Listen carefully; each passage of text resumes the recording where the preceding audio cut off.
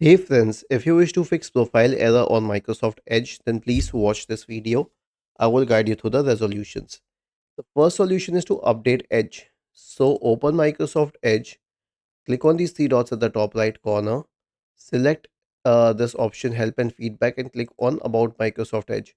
It will start checking for updates and update them if possible. The next one is to reset Microsoft Edge.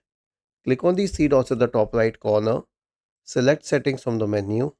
Now click on Reset Settings. Click on Restore Settings to default value. Select Reset. Okay. And the last one is to end the Microsoft Edge processes. Search for Task Manager in the Windows search bar and open Task Manager. Okay. Let all of these options load. Right click on Edge. Select End Task. So you have killed the process and then revive it by clicking on Microsoft Edge and try logging in again.